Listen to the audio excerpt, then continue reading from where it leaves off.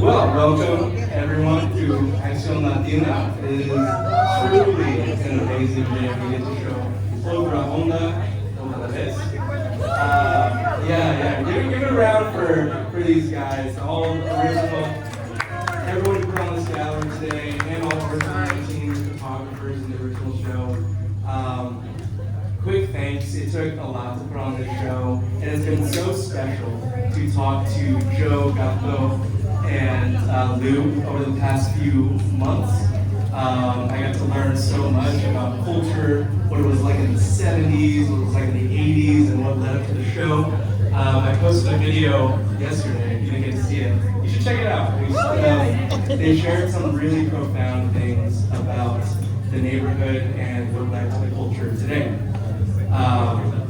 And one of the most profound things that I learned, actually, was that I can't turn left on Mission Street because of Diane Feinstein. So shout out to Diane Feinstein. Now I gotta take the right turn, and the left turn, and the left turn. It's terrible. Anyways, I would like to give thanks to our DJ, OG Space Trollo in the back. If you hadn't had a chance to hang out back, it's a really nice night. Grab a drink at the bar. And also, this is obviously a free show, but it's not free to run. We will welcome all donations. That's how we run here on community, on volunteering, and all that good stuff. So, without further ado, I would like to introduce Imelda Carrasco, the Executive Director of Accion Latina, to share a few words. Thank you so much, Andrew. I'm going to try to speak a little bit louder because the speakers are kind of low. Welcome to Otra vez, right? Thank you so much for being here. Honestly, we feel so honored here at Accion Latina, our entire team, that the artists have selected our space to show this body of work. Joe over here has been bending my ear since last year, saying, I have an idea for you. I have a show for you. I said, okay, Joe, let's hear it. He's like, I'm gonna come in. And he comes in with Lou and Gato, and they bring all their materials on their table, and they said, this is the show. We did it in 81. It was a hit. It's time to bring it back. And me and my team looked at each other. It was me, Andrew, and Allison originally. And we were like, let's go. Let's do this. How are we going to do this? And, you know, it's really been an amazing experience to be able, again, to show it here, to work with the artists. If you've worked with artists, you know how particular they are. So I hope we did y'all justice. We've been in the gallery as late as like 3 in the morning sometimes, finishing up the paint, fixing some tags here and there, and the artists have been with us day in, day out, so it really is an honor to be able to show this body of work in this space and to have so many community members here experience this. Something about Accion Latina and the Juan Fuentes Gallery, and like all of our programming really, is that it's been able to hold the history before other people even realized or included us in history itself. And we have people like Lou, like Gato, like Joe to really thank for that. For us to be able to look back, we found a Tecolote issue from 81 that covered this exhibition. That was only yesterday. Yeah, we just found it yesterday. So it really is us. You know, I talked to the folks I got it yet, they're like, we went online, we couldn't find anything about the original. And that is what's so special about this place, is like, other people are not reporting on it, but we're always gonna make sure that we are covering our history and creating a safe space, sanctuary space for all of our communities.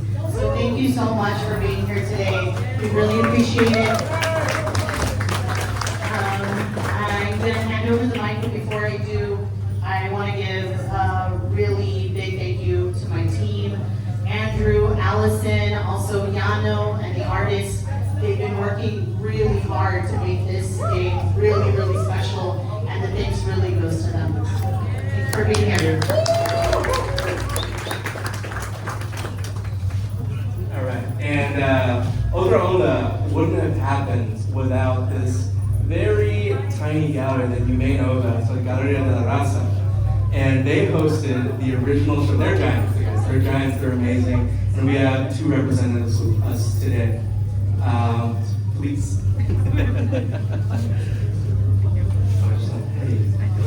Beautiful.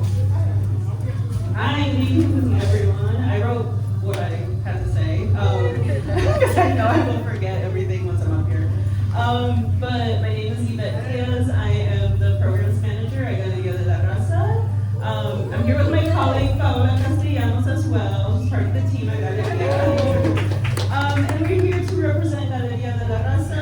Unfortunately, our executive director, Ali Rivera, couldn't make it today. She's representing the Chicanos abroad. She's over the Atlantic right now. She's heading over to Europe. But she sends her regards and the support to the artists. But thank you so much to Accion Latina for inviting us to speak today.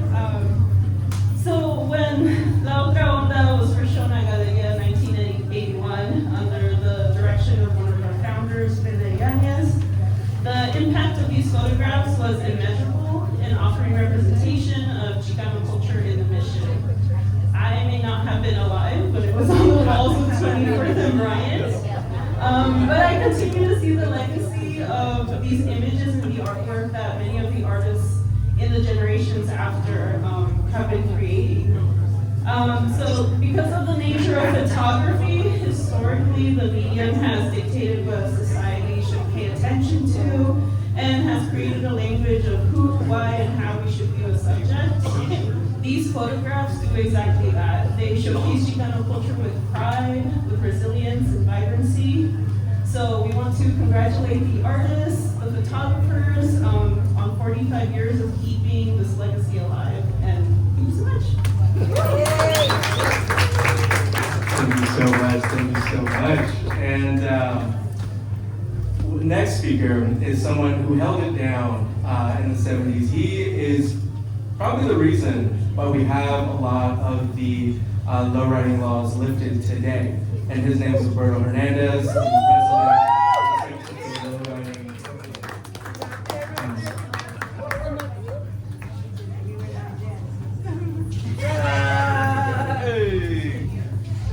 Buenas noches. First of all, I want to honor Renee Yanez. Because Renee wasn't just our Galeria de la Raza director. Renee was feeding the hearts, souls, and spirits of a lot of us at that time, and actually taught a lot of people and encouraged people to learn who they were. And through a lot of the artists that he brought to Galeria de la Raza, for me was a movement. It was about movement, there was the Huelga exhibit of the farm workers. There was other exhibits that were at that space, at that time. And for us, you know, when we were cruising up and down Mission Street, and in the beginning it was just maybe about 40 of us. And then a movie called Boulevard Nights came out, and everybody wanted to be a cholo. Everybody wanted to be a lowrider. And then we had, homies coming from San Jose, from as far as Sacramento, Hayward, Fresno, Bakersfield. Mission Street was the place to be at in the 70s and the 80s. And it was I call it a parade every Friday and Saturday night, bumper to bumper, you know, and we say gas, we never know. And so, you know, and it also gave our young people who didn't have a lowrider something to do, be a part of it. So it was this culture that was created within the barrio, and that, and you know, the Mission Culture Center was, you know, like our safe haven at that time too, and that was the connection. I want to connect the dots. Galeria, lowriding, Mission Culture Center, you know, and then there was I want to honor Mitchell Salazar because he did a lot of the street parties. You and I, how many went to you and I? Remember you and I? You know, and all the parties he's throw. And rap, we all turned this program, you know, we were, again, it was all connected, you know, but then at some point, you know, all the Karens of the neighborhood started complaining, and then, you know, the police started cracking down on us. And one of the things that we did with Ray Balbron is that he started filming. Because I asked Ray, man, this is not, you know, and then they started citing us, and then they started arresting us.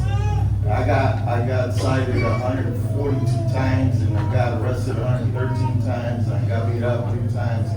And then eventually, you know, because of photographers, it was, Gato reminds me, he's like a homeboy, man. Everybody back in the days had a name, right? A street name, and he still kept that name, Gato. You're all saying, guys, he's a Gato.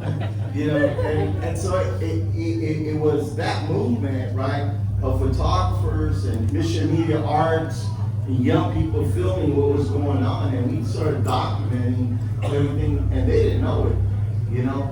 And at that time, Feinstein was the mayor, and she didn't give a damn, you know. But yet across on the west side of the city, you had hot rodders racing for pink slips, and nobody ever messed with them, you know. So we filmed that to show how that's dangerous, really, if you think about it. I mean, you know, racing in cars, right?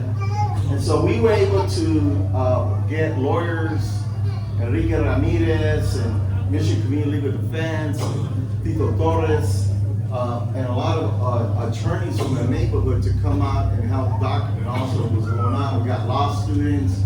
We created a group called Michigan Community Alliance, and that was the formation, the beginning of creating over a year a case, and we eventually filed a lawsuit in federal court of discrimination.